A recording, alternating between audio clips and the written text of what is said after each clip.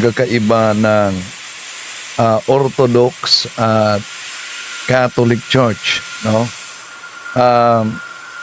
Ang pagkakaiba nito, of course, ang Roman Catholic Church nakabase sa Rome.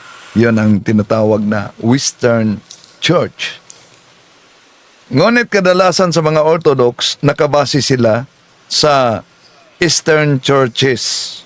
May nangyaring the Great Western Schism 1054 Anno Domini. And then, ang Eastern Orthodox, nakabase sila sa Constantinople, sa Istanbul. So, ang meron silang mga patriarka.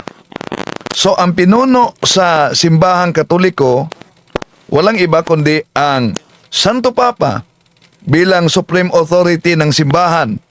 Pero ang Orthodox, ang kanilang pinuno, meron silang patriarka.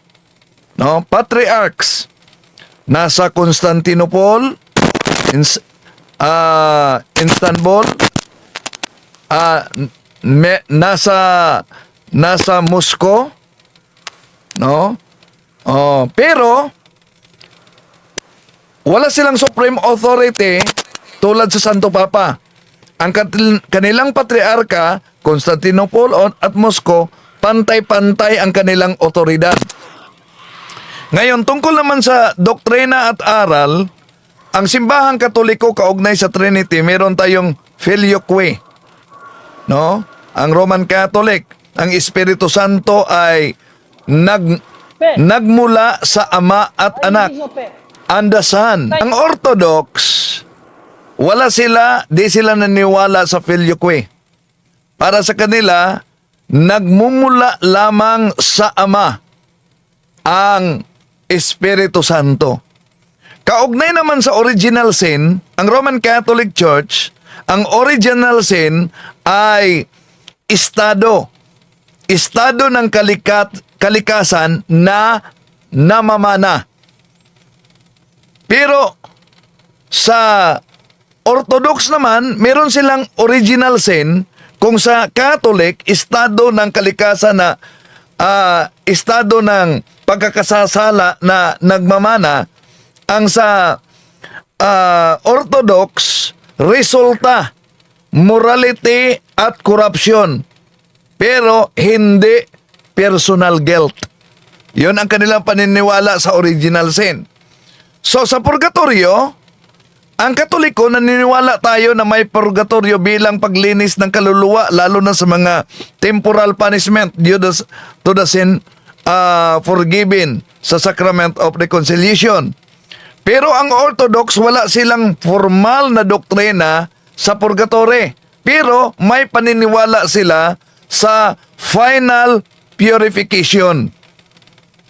Sa misa naman, sa liturhiya, ang Roman Catholic Church, of course, gumagamit ng Roman Rite.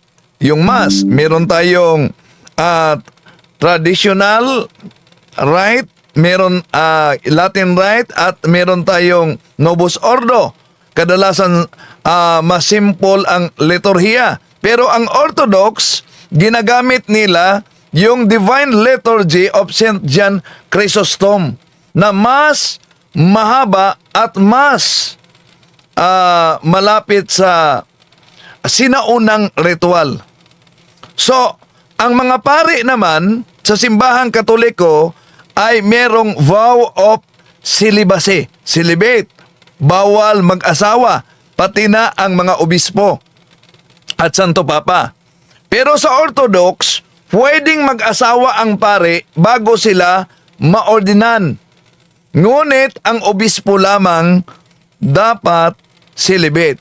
Ibig sabihin, kung ang pare gustong mag-obispo sa Orthodox, dapat hindi siya mag-asawa.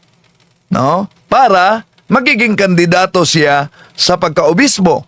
So, sa mga imahe naman, tayo'y merong mga sacred images na mga estatwa. Iba't ibang estilo ng estatwa sa imahen. Pero ang Orthodox, ang kanila icons, yung flat images, tulad sa makita nating Our Lady of Perpetual Health, no? Very orthodox talaga. So, mahigpit ang kanilang teolohiya at ang paraan sa paggawa kaugnay sa icon, no? At ang paggamit naman sa tinapay sa liturhiya sa Eucharistia sa Roman Catholic Church, unleavened bread, walang libadura. Sa Orthodox naman, leavened bread, ibig sabihin may libadura, no? Sa simbahang Katoliko, tradisyon, yung otoridad ng tradisyon, scripture plus tradisyon, pero may final authority ang Santo Papa.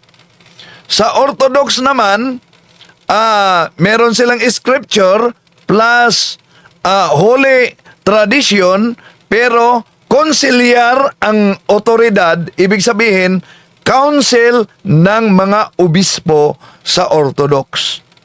Yun po ang pagkakaiba, yung kanilang pagkakatulad sa Roman Catholic at sa Orthodox, merong 7 sakramento. Naniniwala sa Eucharistia bilang tunay na katawan at dugo ng ating Panginoon Jesucristo. May apostolic succession, may venerasyon ng mga santo. So, may kaugnayan sa mga apostoles, kapwa ang dalawa.